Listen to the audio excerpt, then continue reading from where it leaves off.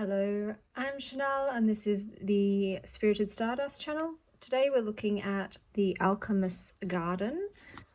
Just turn it over so you can see the back. Here we go.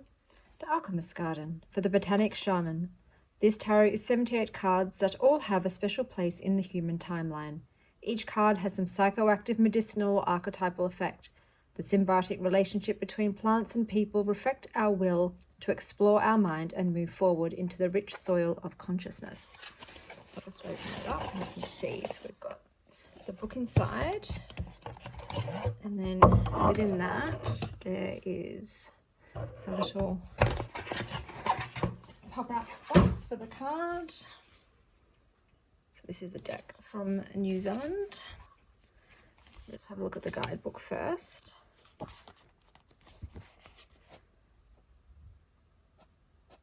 We've got text and copyright Hayat and Matsu.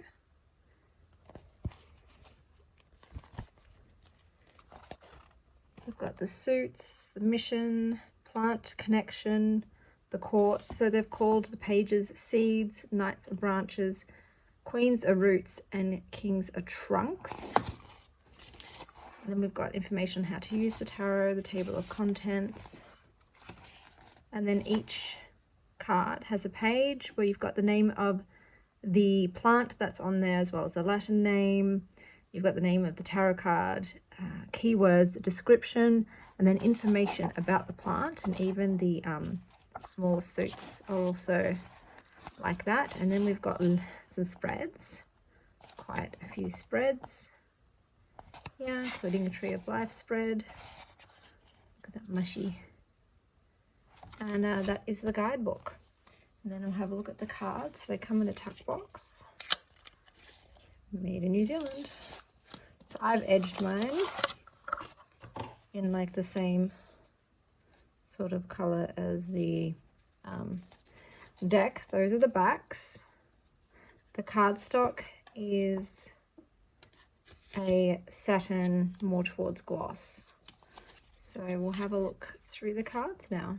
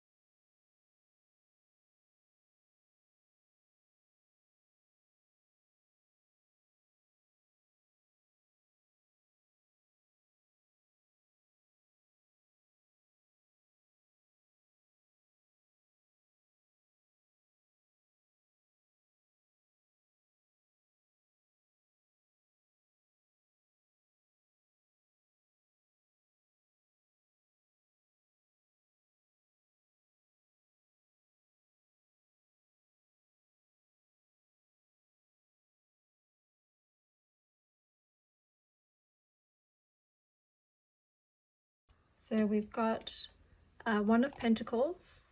You've got the keyword, which is growth. Then you've got the Latin word Pinus radiata, and then the English word pines. They've used a pine cone for this. I just have to say, with this deck, I think it would have been glorious in a linen cardstock. I just feel it would have suited the deck so much more and added much more of a textile experience, but that's just my opinion. That being said too, my partner loved this deck. They normally check out my decks, but he actually sat down and did the Tree of Life spread for this deck. He adored it. He's a gardener. And I must say that we both think that the selection of plants for this one is fabulous. There are a lot of plants in there that are, sort of psychedelic plants and organisms, and I just think that's really cool. So I just think this is a really unique deck and great for anyone. You learn a lot as well. But let's get into the card. So we've got Pine, which is One of Pentacles, and the keywords are employment, trade, materialization. The real bounty of the garden isn't finding the food. It is found when you turn the soil and sow the grain.